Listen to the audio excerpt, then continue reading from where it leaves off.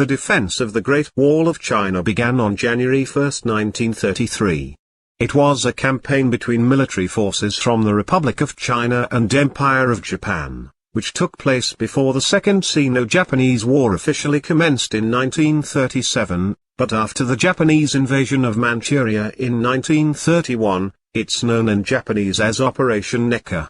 During this campaign, Japan successfully captured the inner, Mongolian province of Roho from the Chinese warlord Zhang Shuiliang, and incorporated it into the newly created Japanese puppet state of Manchuria, whose southern frontier was now extended to the Great Wall of China. Shanhaiguan is the fortified eastern end of the Great Wall of China, where the Great Wall meets the ocean.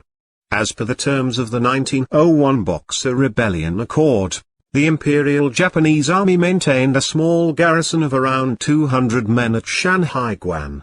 On the 9th of January 1, 1933, the Japanese garrison commander staged an incident by detonating a few hand grenades and firing a few shots. The Kwantung Army used this as an excuse to demand that the Chinese 626th Regiment of the Northeastern Army guarding Shanhaiguan evacuate the pass defenses. When the Chinese garrison refused, the Japanese 8th Division issued an ultimatum, and then attacked the pass with the support of 4 armored trains and 10 tanks.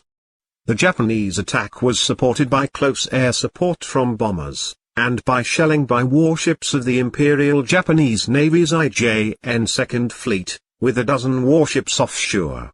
On January 3, the Chinese regimental commander Shi An, unable to withstand the attack, was forced to evacuate from his positions after losing half of his forces.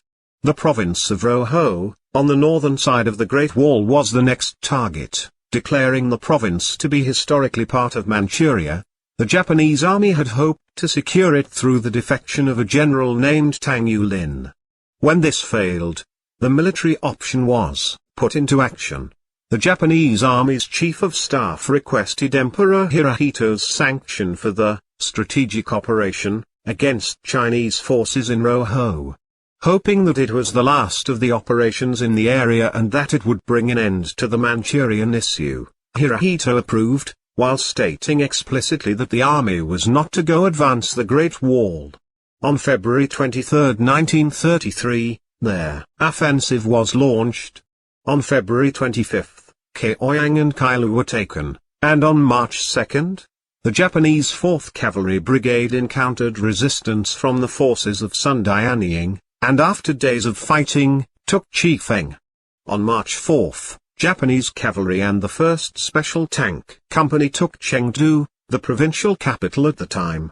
On March 4, the 139th Division of the KMT 32nd Army managed to hold Lengkou Pass, and on March 7, the Kuomintang Nationalist 67th Army withstood attacks by the 16th Brigade of the Japanese 8th Division at Gubeikou Pass. On March 9, Chiang Kai-shek held discussions with Zhang Shuiliang in Boding about resisting the Japanese invasion.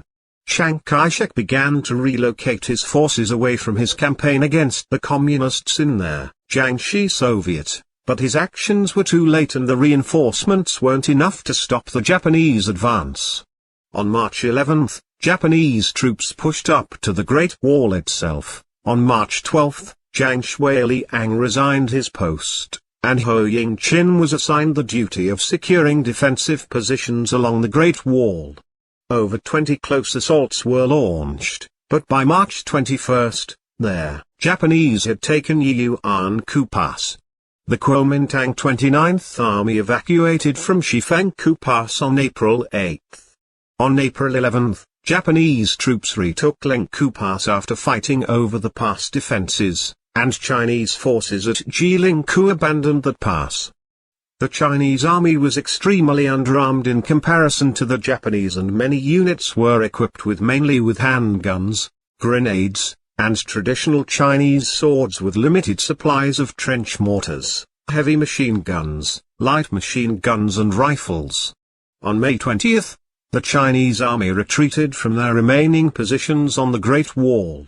Although the National Revolutionary Army suffered defeat in the end, Several individual units like the Hojugwo platoon managed to hold off the better-equipped Japanese army for up to 3 days before being defeated. Some National Revolutionary Army divisions also managed minor victories in passes like Shifenku and Gubeku by using the ramparts to move soldiers from one sector to another in the Great Wall. On May 22, 1933, Chinese and Japanese representatives met at Tanggu, in Tianjin, to negotiate an end of the conflict.